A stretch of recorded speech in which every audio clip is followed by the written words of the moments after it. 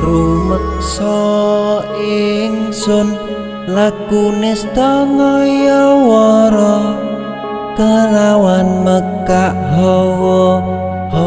kang dur angkara senajan setan gentayangan tansah gawe rupeda hingga pupusing jaman hametek